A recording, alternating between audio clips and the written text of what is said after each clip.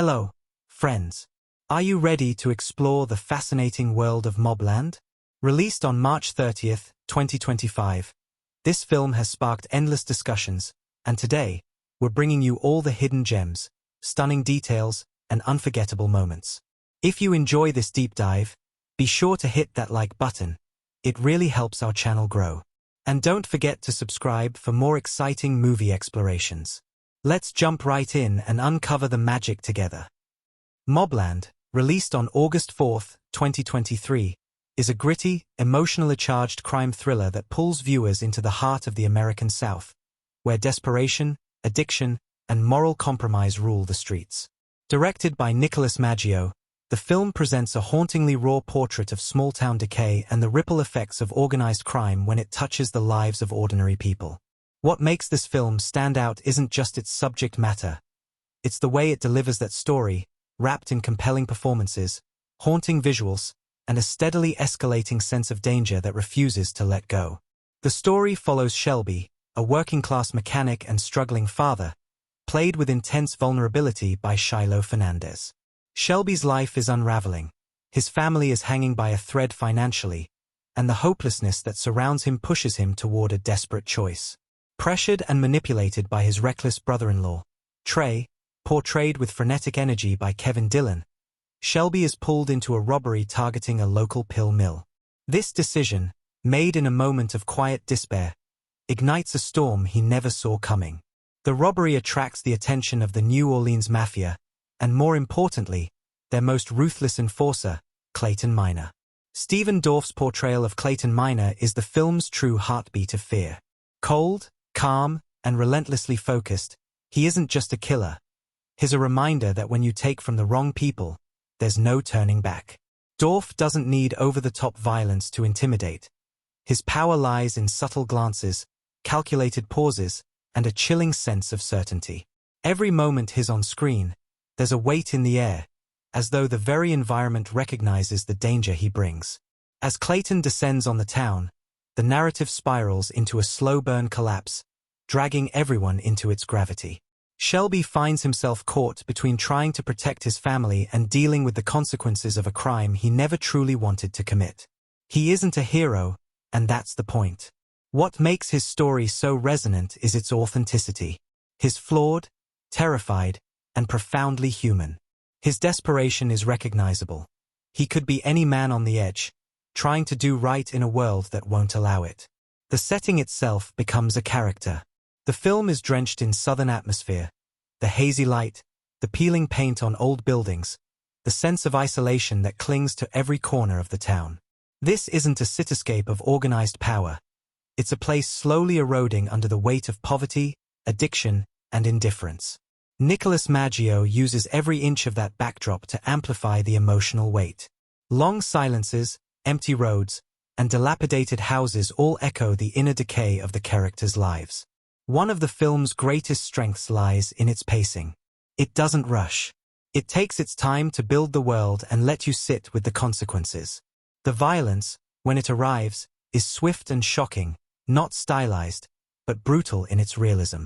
It leaves a mark, not just visually but emotionally.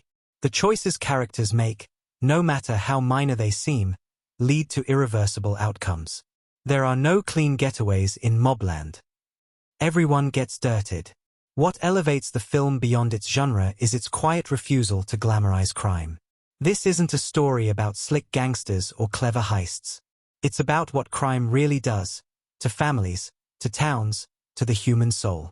The opioid crisis looms in the background, not as a plot device, but as a symptom of a larger sickness, one that has hollowed out entire communities and left people clinging to survival by any means necessary. It's a bleak reality, but MobLand confronts it without flinching. Audiences responded to that honesty.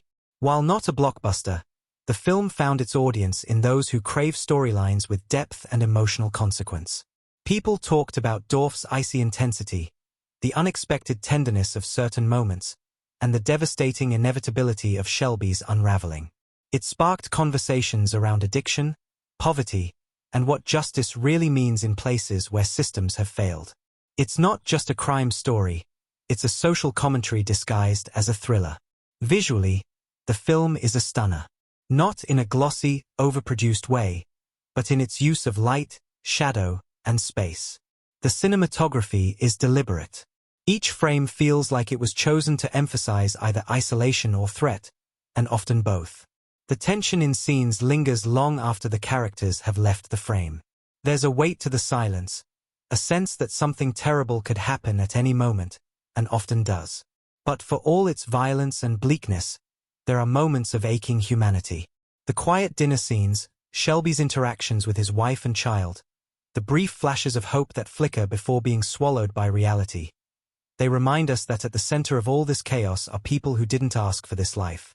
People who, if given a different hand, might have lived entirely different stories. MobLand is a film that doesn't just entertain, it lingers. It asks hard questions and doesn't offer easy answers. It's a cinematic gut punch, one that leaves you with more to think about than you expected. That's why it's worth a deep dive. It refuses to fit into a neat box, instead carving out space as something raw, real, and uncomfortably close to the truth. Viewers who stay through to the end are rewarded with more than just a resolution. They're given an experience. The film doesn't end with triumph, but with reflection. And in that reflection lies its power. You'll walk away asking yourself what you might have done in Shelby's shoes. You'll think about the cost of choices, the quiet rot of desperation, and the unseen forces that shape the lives of people in places the world often overlooks. MobLand is for those who want more than escapism. It's for viewers who appreciate nuance, who don't mind sitting in discomfort if it means seeing something real. It's a film that haunts, that echoes. And it's one that will continue to spark conversation long after the credits roll. If you're ready to go beyond the surface, to explore the shadows where people live their hardest truths, then MobLand is exactly the kind of film that deserves your attention. Because sometimes, the most powerful stories are the ones that don't flinch, and MobLand never does. In the quiet desperation of a small southern town suffocated by addiction and economic ruin, the story of MobLand begins to unfold like a storm gathering on the horizon. It's the kind of place where people live paycheck to paycheck, clinging to hope in broken-down homes and rusted-out cars, and where drugs offer more comfort than dreams. Among them is Shelby Connors, a quiet, hard-working mechanic and family man whose life is quietly crumbling beneath the weight of unspoken struggles. He's not a criminal by nature, but desperation has a way of pushing people to places they never thought they'd go. Shelby's days are a blur of grease, metal, and the fading sounds of drag races that once gave him a brief taste of freedom. His nights are filled with worry, about bills, about his daughter Mila's future, about keeping his wife Caroline from seeing just how close they are to losing everything. What Shelby lacks in options, Trey, his brother-in-law, makes up for in bad ideas.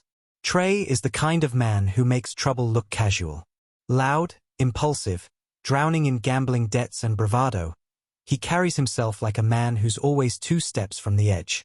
And this time, he wants to take Shelby with him. Trey's plan is simple in theory. Rob a local pain clinic known for doling out OxyContin with barely a glance.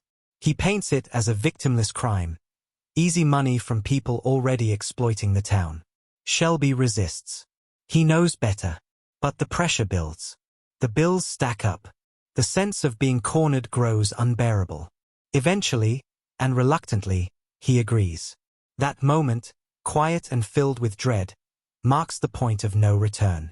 What neither of them knows is that the clinic isn't just some rogue operation. It's part of a network tied directly to the New Orleans Mafia. And stealing from them is the kind of mistake that doesn't go unnoticed or unpunished. The robbery, meant to be fast and clean, erupts into chaos. Guns are drawn. Someone dies. And with that single act of violence, Shelby's life begins to unravel at a pace he can't control. Enter Clayton Miner. Calm, calculating, and terrifyingly precise, Clayton is the mafia's answer to problems like these. He doesn't raise his voice. He doesn't make a scene. He simply arrives, and people start dying. Clayton's introduction into the story changes the temperature entirely. He's not just a threat, he's a presence. The kind that makes rooms colder, makes time feel heavier. Watching him work is like watching a surgeon. Cold hands. Clear purpose. No emotion. As the bodies begin to drop, the sheriff of the town, Bodie Davis, tries to maintain control. A man facing his own mortality, recently diagnosed with cancer, Bodie carries a quiet weariness. He wants to protect his town, to bring justice without bringing in outside chaos. But the crimes that begin stacking up are too big, too brutal, and too calculated to be dismissed as small-town violence. He suspects something darker has arrived, and his growing suspicion points him toward Shelby, a man he's always seen as decent, but now fears may be in too deep. Meanwhile, Shelby is forced deeper into the underworld he never intended to enter. Clayton doesn't just kill to punish, he manipulates, co-opts, and coerces. Shelby finds himself doing things he swore he never would, including cleaning up after murders and disposing of bodies. He tries to protect his family by keeping them in the dark, but the cracks in that facade begin to show. His wife senses something is wrong. His daughter, once the center of his quiet joy, now feels like someone he's protecting from himself as much as from others. The tone of the film shifts gradually from anxious to suffocating. The southern heat feels heavier. The streets quieter. The town, already weary from the weight of addiction, now seems to brace itself against an invisible predator. Every shot, every silence, every glimmer of sunlight through dust feels intentional, as if the world itself knows something terrible is coming. Subtle moments begin to foreshadow what's to come. Shelby's increasing silence. The look in his eyes when he holds his daughter. The way Clayton watches people without speaking, like a hunter deciding when to strike. Even Sheriff Davis's growing awareness that justice in this town might not come from a badge but from something darker and more final. These moments, quietly layered into the story, keep tension humming like a low chord under every scene. What drives the first half of MobLand is not the action, it's the inevitability. Every choice Shelby makes, even the ones that seem small, pull him further from redemption. And the audience feels it. You watch not just what's happening, but what's about to.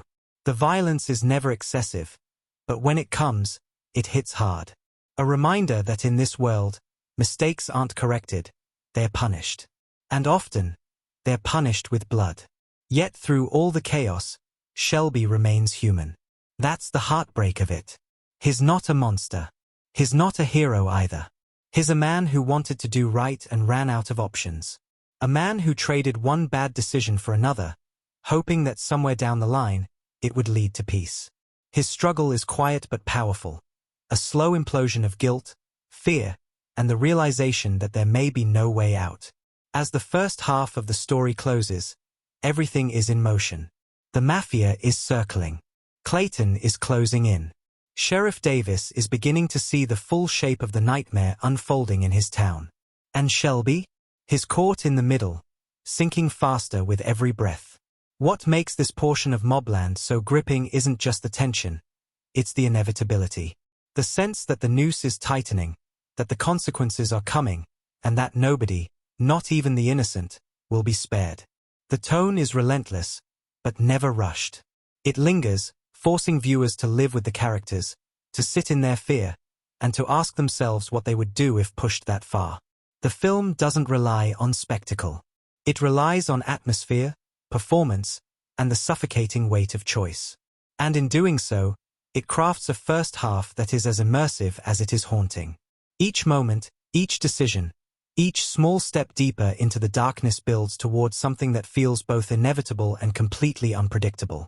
And as the screen fades to black at the halfway point, one thing is clear: the worst is yet to come. The second half of MobLand picks up not with a bang, but with the quiet fallout of violence. Shelby, already knee-deep in the mess that Trey dragged him into, now finds himself drowning.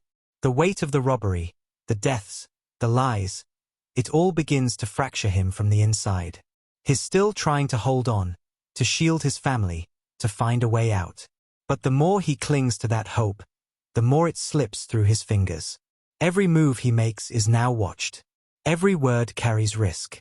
And Clayton Minor is no longer just circling. He's closing in, calculating, dismantling Shelby's world piece by piece. Clayton isn't the kind of enforcer who storms in with brute force. He's deliberate, precise, and terrifyingly patient. He studies the town, the people, the habits. He finds the cracks in their lives and wedges himself in. When he does act, it's sudden, devastating, and deeply personal. He doesn't just punish, he teaches a lesson.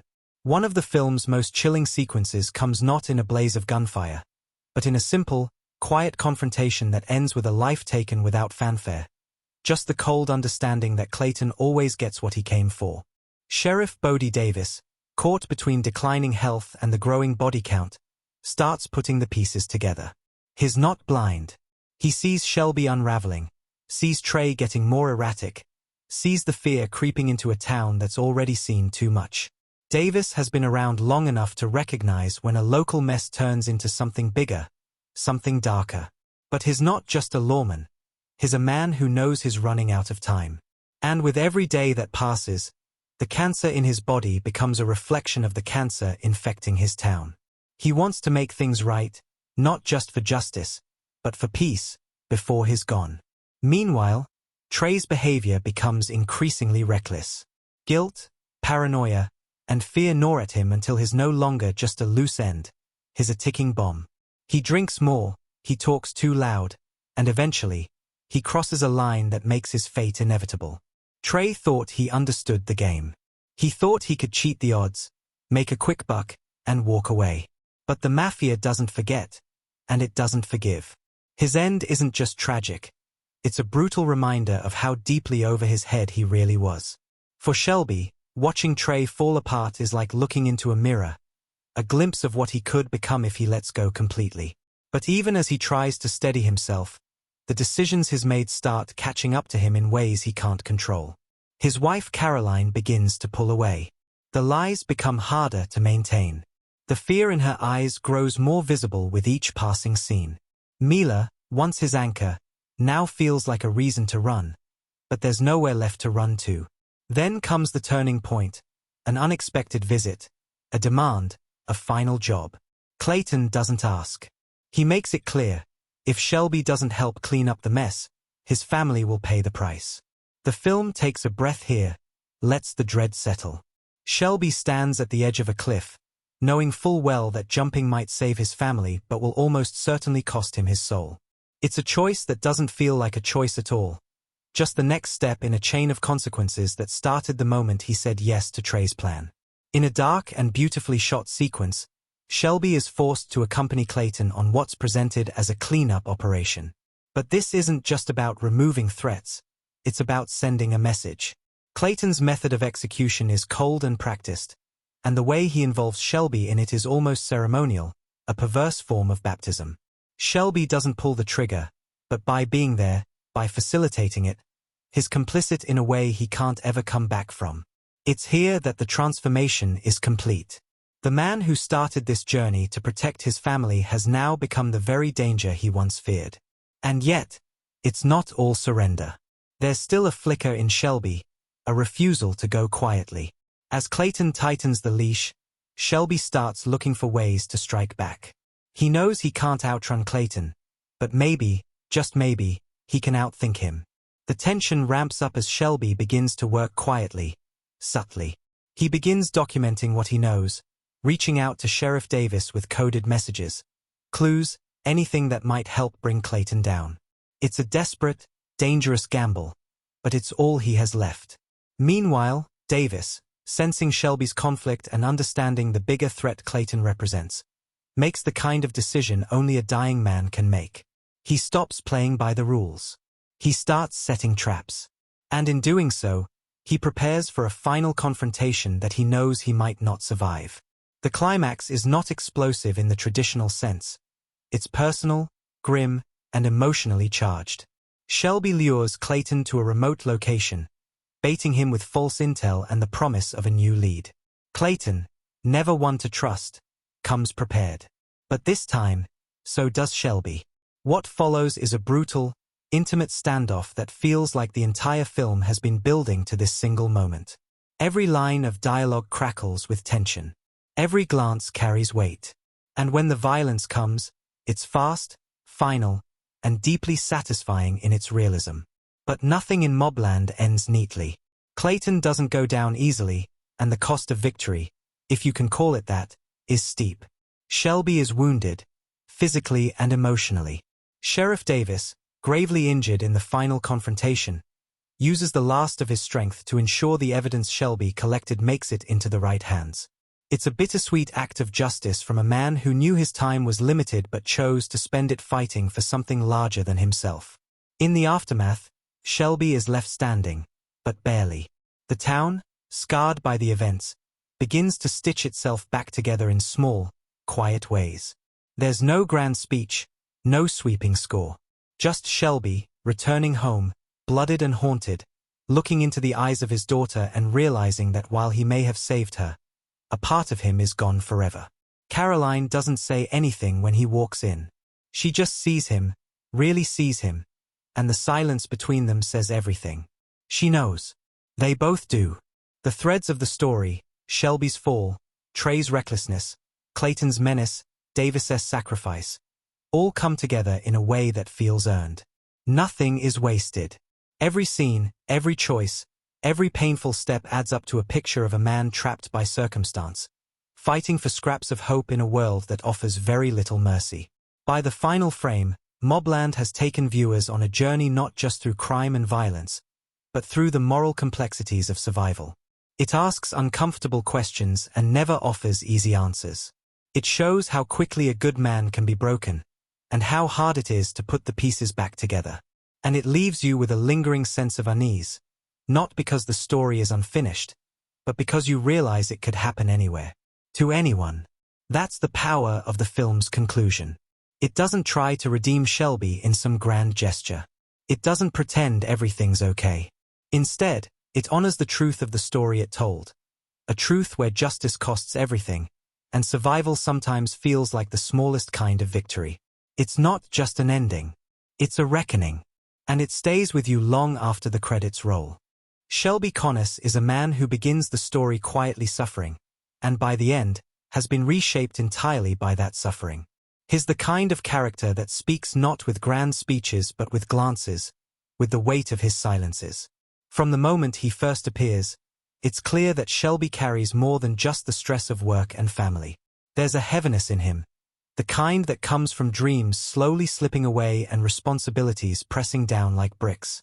He isn't weak, but he is tired, and that's a dangerous place for a man to live in for too long. What makes Shelby compelling is his humanity. He doesn't want to be involved in crime. He doesn't wake up one day dreaming of robbing a pain clinic or getting tangled with the mafia. He just wants to keep the lights on, to buy his daughter what she needs, to feel like he's doing enough. That quiet desperation, the way it simmers just beneath his skin, is what makes his descent feel both heartbreaking and believable. He's not a criminal. He's a man who made one bad decision for what he thought was a good reason, and then another, until there's no line left to cross. Shiloh Fernandez brings Shelby to life in a way that's subtle but deeply affecting. He never plays the role too big. Instead, he lets the character's pain live in his eyes, in the slumped posture of someone constantly bracing for disappointment. Fernandez avoids the temptation to make Shelby heroic or overly sympathetic. Instead, he leans into the discomfort of a man whose love for his family is slowly being eroded by the choices he makes to protect them. It's a raw performance, layered with guilt, rage, and a fragile hope that maybe, just maybe, there's still a way back. Opposite Shelby, there's Clayton Minor, a character as chilling as he is enigmatic. Clayton is the kind of antagonist that doesn't need to shout or threaten to be terrifying. He walks into a room and everything stops. His stillness is what makes him so unnerving. There's nothing rushed about him, nothing emotional. He's a man who's done this too many times to feel anything anymore, and yet, underneath the precision of his violence, there's something even more unsettling. He believes he's simply doing what needs to be done. Stephen Dorff crafts a performance that's magnetic in its restraint. There's no flashiness to Clayton, no attempt to humanize him with unnecessary backstory or redemption. And yet, Dorff doesn't make him one-dimensional either. He's not just a killer, he's an operator. Someone who sees the world through a cold, pragmatic lens. Every choice he makes, every life he ends, is part of the machinery he serves. Watching him work is like watching a surgeon in the operating room. Calm, precise, and completely detached. But in brief moments, brief flickers, you see something deeper. A fatigue, perhaps. A flicker of conscience buried so far down it barely registers. It's those tiny cracks that make the performance unforgettable. Trey, played with chaotic charm by Kevin Dillon, is the spark that ignites the entire chain of events. His everything Shelby isn't. Loud, impulsive, reckless, and always looking for the shortcut. But he's not entirely a villain either. Trey is a man drowning in his own bad habits, using bravado to cover up the fear that he's already lost control of his life. His proposal to rob the clinic isn't just about the money. It's about proving to himself that he still has power, still has a plan. But that plan, like so many of his before it, is built on sand. Dillon infuses Trey with just enough vulnerability to make him more than a caricature. You can't trust him, but you understand him. He's the kind of guy who messes everything up but somehow convinces himself that he's helping. His downfall is tragic not because it's unexpected, but because it feels inevitable. He was never built to survive a world like the one Clayton represents. And in the end, it's his recklessness that drags everyone else down with him. Then there's Sheriff Bodie Davis, portrayed by John Travolta with a quiet gravity that grounds the film. Davis is one of the last good men left in a town that's been hollowed out by addiction and apathy. He's a dying man, both literally and figuratively. Diagnosed with cancer, Davis is running out of time, and it shows in every interaction. But rather than retreat into self-pity, he becomes even more resolute. He wants to leave something behind, a sense of justice, a town that still has a shot at redemption. Travolta's performance is beautifully understated. He doesn't play Davis as a hero, but as a man who's been worn down by years of watching his community fall apart. There's wisdom in his eyes, the kind that comes from seeing too much, and yet he still fights. His bond with Shelby is complicated, part sympathy, part suspicion, but at its core is respect. Davis knows Shelby isn't a bad man. He just made bad choices. And that's what makes Davis's final actions so powerful. He gives everything, not because it will save the world, but because it might save one family, one future. Caroline, Shelby's wife, doesn't get as much screen time, but her presence lingers throughout the film. She's the emotional anchor in Shelby's world, the one thing he's trying to protect above all else. But Caroline isn't just a passive observer. She senses the shift in Shelby, the distance growing between them, the fear he tries to hide. Her silence speaks volumes. The way she looks at him changes as the story progresses, from love to concern, to quiet heartbreak. She doesn't need to yell or cry to make her pain felt. It's there in the way she watches him walk through the door, in the way she holds her daughter a little tighter at night. The young daughter, Mila, is more than just a plot device. She represents the last pure thing in Shelby's life. Every decision he makes, every risk he takes, is filtered through the lens of protecting her future. And that's what makes his arc so painful, because the more he tries to shield her from the world, the more of himself he has to sacrifice. She becomes his reason to keep going, but also the mirror that reflects what he's becoming. There are secondary characters peppered throughout the film that help shape its world. Local townsfolk who've grown numb to violence, addicts who haunt the edges of the story, and faceless enforcers who remind us just how deep the mafia's reach goes. Each one, even in a brief scene, adds texture to the narrative. They aren't just background noise. They're part of the tapestry, reminders of what Shelby and Davis are up against. Every character in MobLand is part of a larger puzzle, and what makes the film so rich is how those pieces fit together. There are no wasted roles, no empty scenes. Everyone contributes to the atmosphere, the tension, the emotional weight. And it's not just about how they change, it's about how they reveal the world around them. A world where good intentions can still lead to ruin, and where survival often demands more than just strength, it demands sacrifice. As the film draws to its close, the arcs feel complete, not in a tidy, happy-ending kind of way, but in a deeply human way. Shelby, who began the story trying to save his family through quiet desperation, ends it bruised, scarred, and profoundly changed. Clayton, the embodiment of cold justice, meets a fitting end, not with redemption but with the reckoning he never saw coming.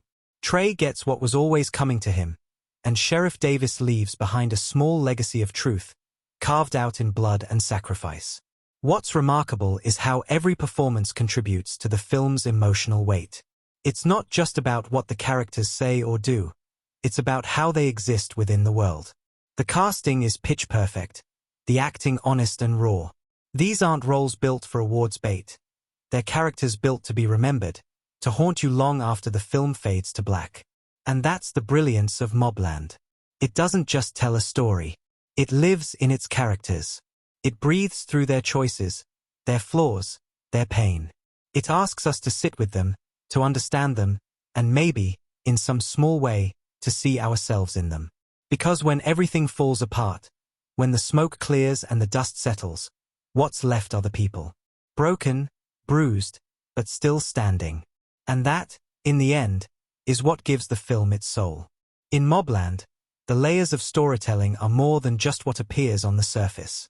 There are subtle nuances and hidden details scattered throughout the film that not only enrich the narrative but also provide a deeper context for the events unfolding. These hidden details are carefully crafted, nodding to both cinematic history and the world outside the film, offering a rewarding experience for viewers who pay close attention. From visual motifs to brief character interactions, each of these details adds a new dimension to the film's world, weaving together its complex themes of survival, morality, and consequence. One of the most compelling aspects of MobLand is how it subtly plays with the conventions of the crime genre. The film is both a homage to classic noir and a deconstruction of it. Early in the movie, Shelby's character is introduced in a way that could be seen as an homage to classic noir protagonists. A hard-working, morally conflicted man trying to stay afloat in a world that's slowly crushing him. The lighting, particularly in the opening sequences, casts long shadows over his face, reminiscent of the dark, moody cinematography used in old detective films. The shadows are not just a stylistic choice. They're a visual cue that Shelby is a man who, like many noir characters before him, is struggling to reconcile his actions with his conscience. This is a subtle nod to the noir genre's characteristic exploration of moral ambiguity. As Shelby walks through his small-town world, there are other visual cues that reinforce this link. In one key scene, the camera lingers on a neon sign in a diner, flickering and buzzing as Shelby watches his reflection in the window.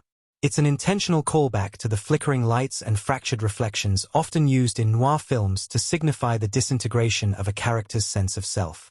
Shelby's moral descent is mirrored in that broken reflection, a visual metaphor that not only pays tribute to noir but also foreshadows his inevitable loss of identity as he becomes entangled in Clayton Minor's world. But MobLand doesn't just lean into the past. It also incorporates elements of modern filmmaking. The film's tone, which shifts between intimate character moments and explosive action, pays homage to modern crime thrillers.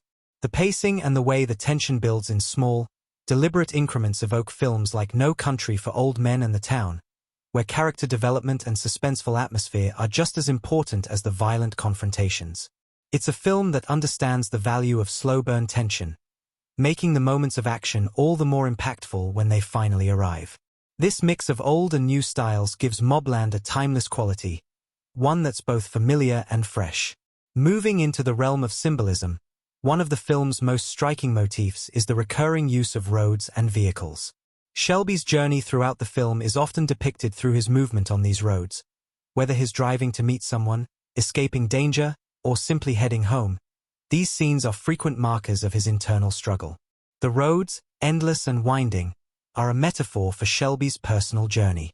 There's a sense that no matter which road he takes, he's always heading toward the same inevitable conclusion, that he will be consumed by the violence and corruption he's trying to escape. Roads, in the context of MobLand, represent both escape and entrapment, two ideas that are in constant tension throughout the story. Interestingly, these roads are not just literal paths they travel, but also connect to Shelby's state of mind. His car, particularly in the early scenes, becomes a sort of safe haven for him, a small bubble of normalcy where he tries to distance himself from the chaos around him. As the film progresses, though, the car becomes less of an escape and more of a symbol of entrapment. The driving scenes, often filled with quiet, introspective moments, feel more oppressive as the film goes on, as if the walls of Shelby's world are slowly closing in on him. On the topic of foreshadowing, one of the most subtle yet effective examples in the film occurs during an early conversation between Shelby and Sheriff Davis. Davis, already weakened by his cancer, reflects on how life can feel like it's speeding past, like a car that's already on its way to a crash. It's a throwaway line, but it's laced with meaning. The audience doesn't know it yet, but it's an early signal that both Shelby and Davis are on a collision course with their respective fates. Davis, in his wisdom, knows that his time is limited, and this line sets the tone for the entire film, gently letting the audience know that there is no escaping the consequences of one's actions, no matter how fast you try to outrun them. The symbolism of the clock is another thread woven throughout the narrative. Time is a constant presence in MobLand, and it appears in various forms. Clocks ticking away in the background, references to deadlines, and even the characters themselves, who seem constantly aware of the limited time they have. Shelby is running out of time to fix his life. Sheriff Davis is running out of time due to his illness. The Mafia operates with its own timeline, and every decision made is a countdown toward an inevitable confrontation. It's not just about the plot. Time is a key component of the characters' inner lives. Every ticking second serves as a reminder of what's at stake. There's also the matter of the title itself, MobLand, which is not just a reference to the criminal world at the heart of the film, but a subtle commentary on the world the characters inhabit. It suggests a place where the criminal and the everyday collide, a land where the lawlessness of the mob and the fractured morality of its citizens have created an environment that is no longer black and white. In many ways, the title points to the idea that the line between the so-called mob and the everyday person is blurred. Shelby, after all, is a far cry from the hardened criminals that surround him, yet he is dragged deeper into their world because of the choices he makes. The mob isn't just a group of people, it's a system, a structure that can envelop anyone who steps too close. For sharp-eyed viewers, the film is full of Easter eggs that connect to both the crime genre and pop culture. One subtle reference that fans of old-school mob films may catch is the presence of certain classic film posters in the background of Shelby's home. Posters for films like The Godfather and Goodfellas can be seen hanging on the wall, a subtle acknowledgement of the cinematic history that informs the film's world. These posters are not just decorative, they speak to Shelby's subconscious desire to live out a fantasy, to imagine a life where the stakes are clear and the bad guys are easily identifiable. The reality, of course, is much messier, and this contrast between the fantasy of mob life and its brutal reality is reflected in the film's core themes. Another Easter egg lies in a scene where Shelby encounters a local bartender, who briefly mentions his past connections to a guy who used to run things around here. The bartender's offhand remark, seemingly insignificant in the moment, is actually a reference to a long-forgotten figure in the town's history, a former gangster who had a major influence on the local mafia scene before disappearing under mysterious circumstances. This reference provides a subtle nod to the idea that the past never really goes away. The ghosts of former criminals still linger in the town, and their actions continue to influence the present.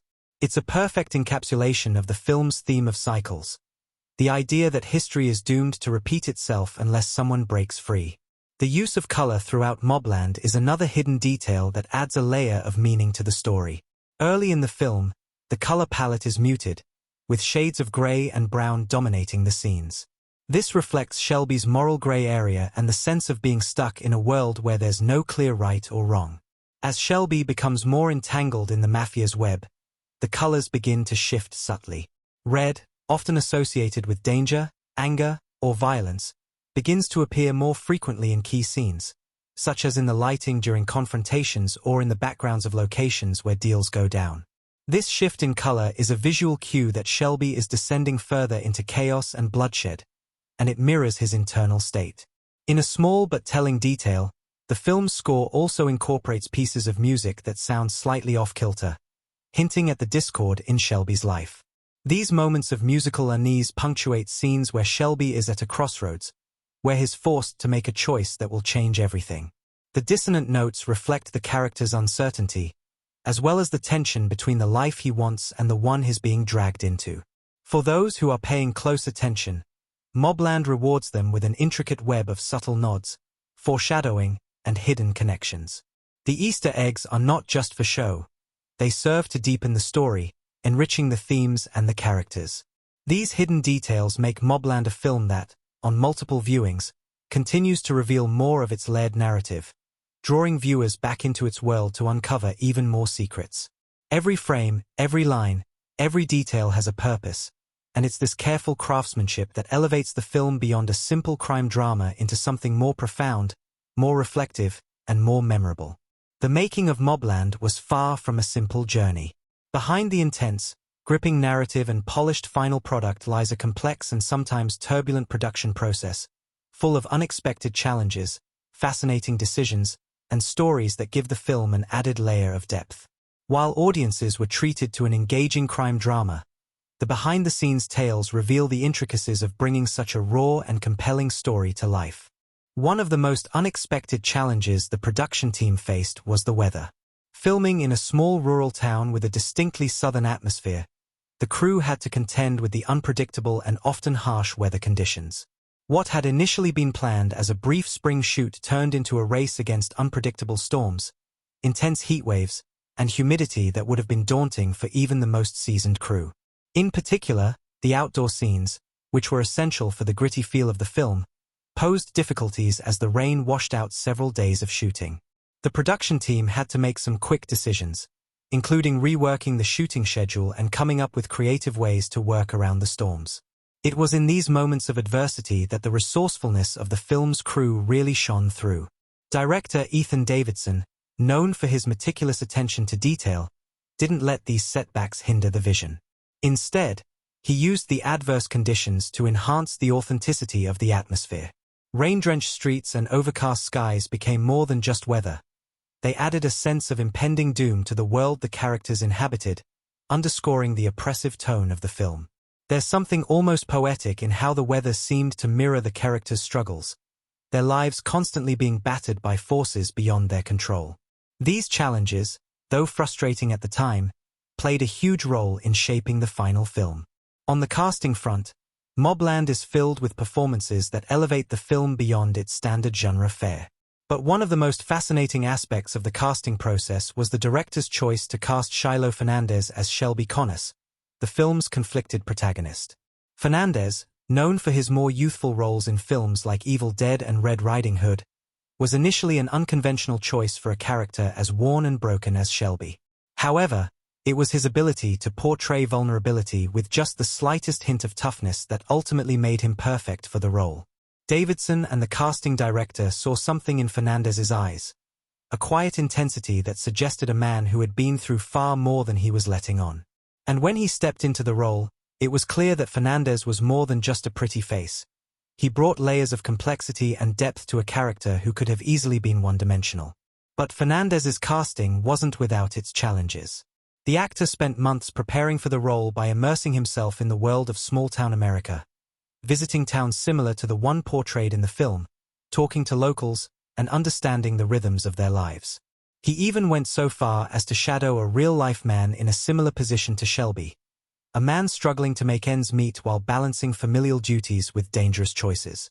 Fernandez described the experience as eye-opening, noting that it gave him insight into the despair and hope that defined his character's journey. This dedication to authenticity paid off in spades, with Fernandez delivering a performance that was both heart-wrenching and quietly powerful, capturing the very essence of Shelby's internal battle. Stephen Dorff, playing the enigmatic antagonist Clayton Minor, also had an intriguing approach to his role. Dorff, known for his career in both action films and more dramatic roles, had the challenge of portraying a character who was calculated and cold, yet who also had flashes of vulnerability. One of the more unusual aspects of Dorff's preparation for the role was his decision to spend time in complete isolation. He spent several days in a cabin, disconnected from technology and the outside world, to better understand the emotional isolation that Clayton would experience. This isolation helped Dorff tap into the character's cold and detached nature, allowing him to perform with a chilling sense of stillness that made his portrayal of Clayton all the more unnerving. His dedication to the role, coupled with his uncanny ability to inhabit this deeply complex character, contributed significantly to the film's success. The casting choices weren't limited to the leads alone. John Travolta's portrayal of Sheriff Bodie Davis is another testament to the depth and richness of the performances in MobLand. Travolta's involvement in the film was, at first, a bit of a surprise to many in Hollywood. At the time, Travolta had been more focused on roles in more action-oriented films and had not taken on a dramatic role quite like this one in years. However, his collaboration with Davidson proved to be a masterstroke. Travolta, known for his nuanced performances in films like Pulp Fiction and Saturday Night Fever, found a kindred spirit in the character of Sheriff Davis. He connected deeply with the idea of a man who was fighting time and the inevitable progression of his illness, all while attempting to leave a mark on the world. Travolta's preparation for the role involved spending time with real-life law enforcement officers in small rural communities. He wanted to make sure he captured the essence of someone who wasn't just a sheriff on duty, but a man who had spent years watching his community crumble and who had seen the violence that often lurked just beneath the surface. His quiet, often sorrowful performance is a perfect foil to the intensity of Fernandez's Shelby, and it adds a layer of gravitas to the film that anchors the chaos and confusion around it. Travolta, with his experience and depth, gave Sheriff Davis a quiet strength that made his sacrifice toward the end of the film all the more powerful. While the acting performances were undoubtedly a high point of the film, the production team also faced some unique challenges in crafting the film's distinct visual style. Cinematographer Ruben Torres, who had worked on several acclaimed independent films, was tasked with creating the film's gritty, yet intimate atmosphere. Torres, a veteran of the film industry, had a deep understanding of how to use lighting to create mood. He knew that the atmosphere of MobLand needed to reflect the internal struggles of its characters, particularly Shelby, whose journey is as much about his emotional state as it is about the external conflicts he faces. Torres utilized a mix of natural and artificial lighting to ensure that the film felt grounded and real, often opting for harsh, direct lighting during tense moments and softer, more muted lighting in scenes of reflection or vulnerability. One of the more unusual visual decisions came in the form of the film's use of handheld cameras during moments of heightened tension. This was a decision that wasn't made lightly, as handheld shots can often be jarring to the audience. However, for MobLand, the handheld technique was used sparingly, and only in moments where the characters were physically or emotionally on the edge. It gave those scenes an added sense of urgency and chaos, as if the camera itself were being swept up in the characters' turmoil. The most notable example of this technique is during the film's climactic robbery scene, where the camera follows Shelby and Trey as they make their way through the clinic. The jittery, almost erratic movements of the camera amplify the sense of danger and disorientation, making it one of the most memorable scenes in the film. The film's score also became an important part of its identity. Composer Justin Miller, known for his work on smaller thrillers, was brought on to score MobLand. Miller's challenge was to create a sound that felt both timeless and contemporary, one that would underscore the moral decay of the characters without overpowering their quiet moments. The music was composed using a mix of orchestral elements and electronic sounds, giving the score a haunting, almost hypnotic quality. Miller's approach was to have the music mirror the characters' emotional arcs, slow, steady, and somber at first, before building to a crescendo that matched the violence and chaos of the final act. It's a score that feels understated, but it's precisely that restraint that makes it so effective. MobLand also had its share of controversies, particularly during its post-production phase. The film's depiction of the criminal underworld, while not overly graphic, led to debates about its portrayal of violence and its treatment of law enforcement. Some critics argued that the film painted a bleak and one-sided picture of small-town law enforcement, focusing too much on corruption and criminality without offering much of a counterpoint. Others questioned whether the film's violent themes could be seen as romanticizing crime, even though the story ultimately portrayed the consequences of those choices. Despite these debates, the film was able to find its footing and gained respect for its honesty. It didn't shy away from the harsh realities of life in a broken town, nor did it try to glamorize the violence that often accompanied it. Instead, it looked at these things head-on, with the intention of sparking conversation about the choices we make and the paths those choices lead us down. In the end, MobLand wasn't just a film about criminals and lawmen. It was a meditation on the human experience, on how individuals cope with the weight of their decisions. It was a film that resonated because it didn't give easy answers, and because it asked its audience to reflect on their own lives. The journey of making MobLand was filled with challenges, triumphs, and debates, but it all came together to create a film that was raw, poignant, and utterly unforgettable. Throughout MobLand, there are several moments that stand out as critical turning points, each carrying immense emotional and thematic weight. These scenes don't merely serve as plot devices. They shape the characters, their decisions, and the audience's understanding of the world they inhabit. The way these moments unfold offers insight into the film's broader themes: morality, choice, consequence, and the inevitable clash between personal desire and external forces. One of the most pivotal moments in the film occurs early on, when Shelby Connors first encounters the looming threat of Clayton Minor. It's a seemingly innocuous moment at first. Shelby, a man trying to keep his head down and live a simple life, receives an unwelcome visit from Minor. The tension in the scene is palpable, as the calmness of Minor's demeanor contrasts sharply with the danger his presence represents.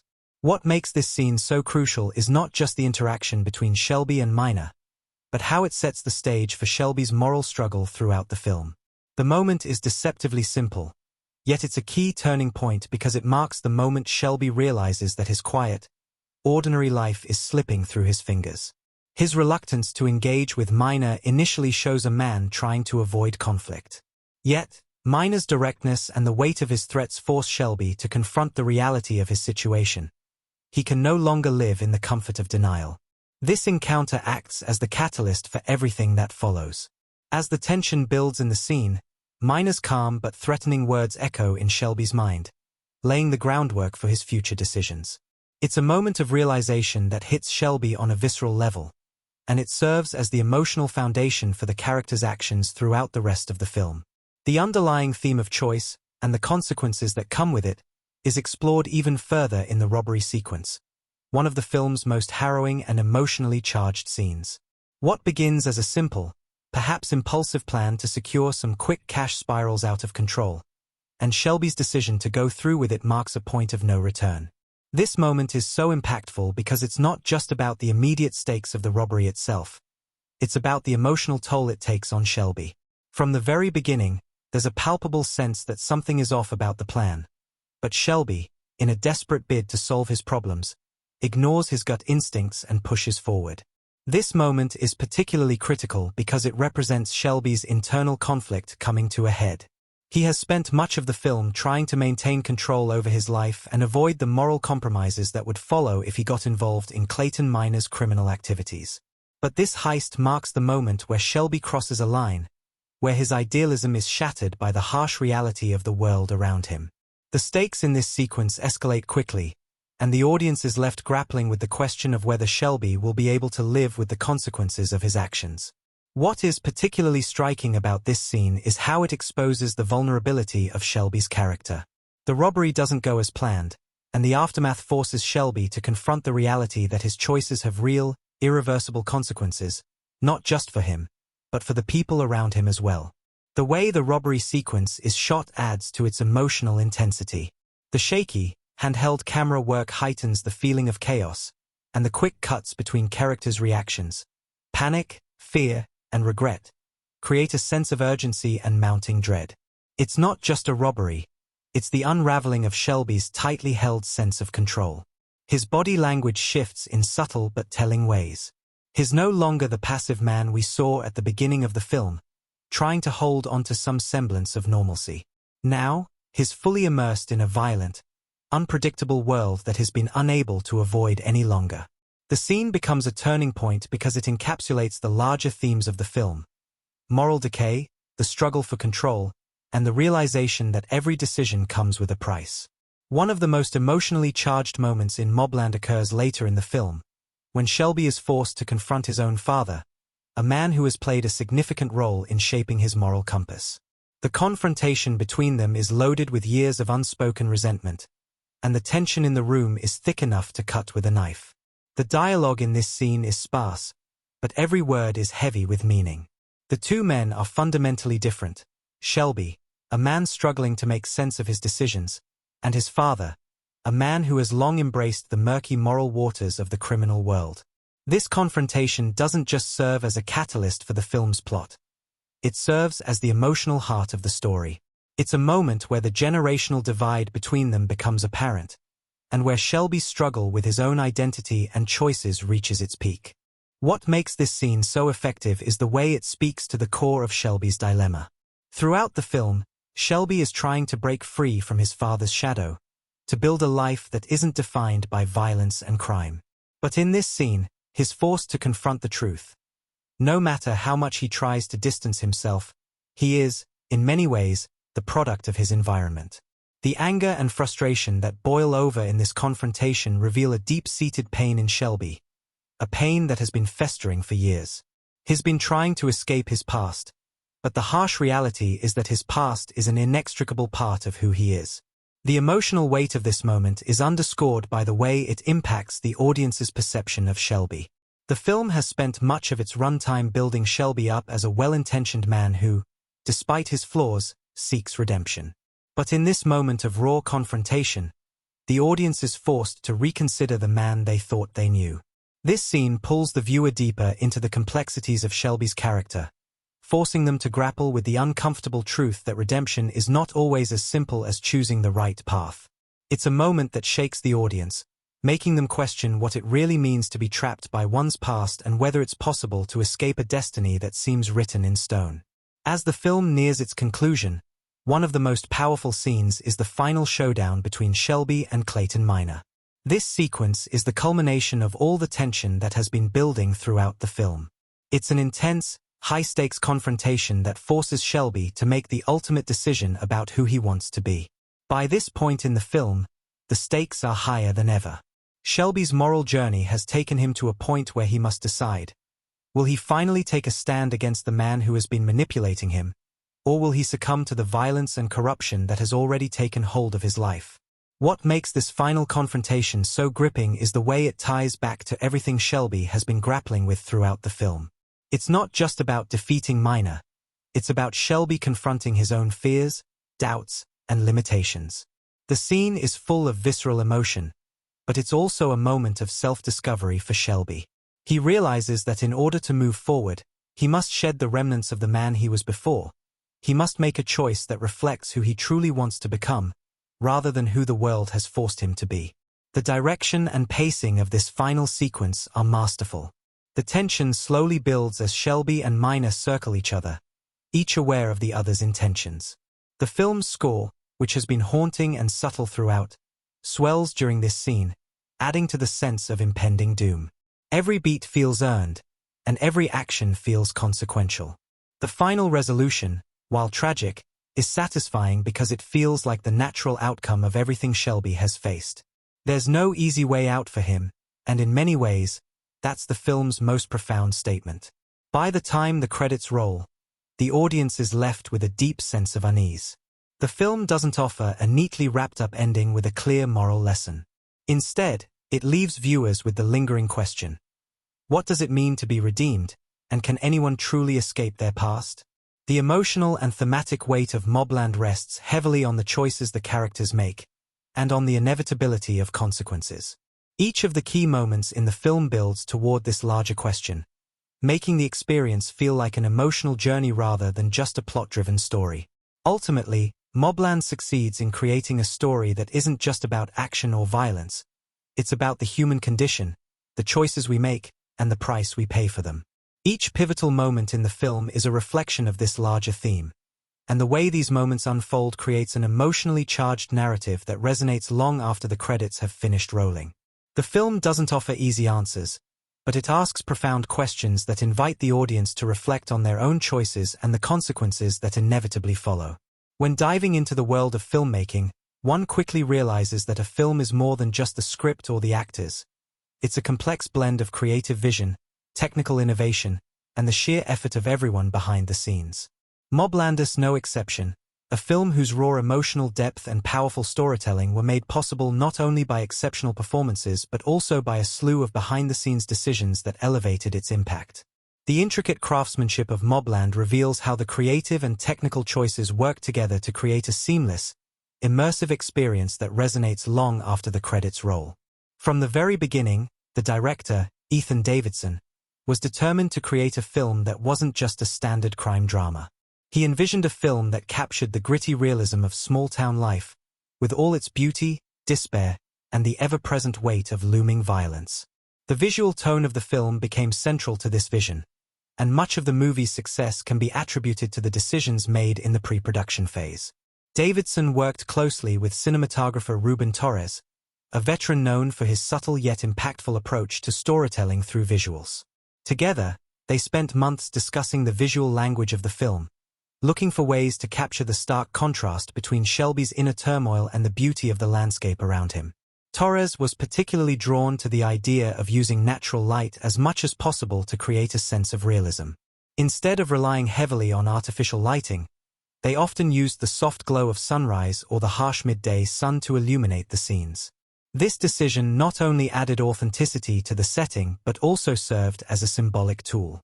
The changing light mirrored Shelby's evolving emotional state, bright, optimistic at the start of the film, and increasingly harsh and unforgiving as the story unfolded. One of the most memorable visual techniques employed in MobLand was the use of shadow and contrast. Torres frequently employed low-key lighting to create dramatic shadows in scenes where characters were confronting moral dilemmas or coming face-to-face with their darkest choices. This use of shadows not only enhanced the tension in the film but also subtly emphasized the dichotomy between light and dark, a key thematic element of the movie. The shadows reflected the characters' inner conflicts, especially Shelby's, whose struggle between doing what's right and giving in to his impulses became central to the plot. Another fascinating technical choice was the decision to incorporate practical effects, especially in the film's more violent sequences.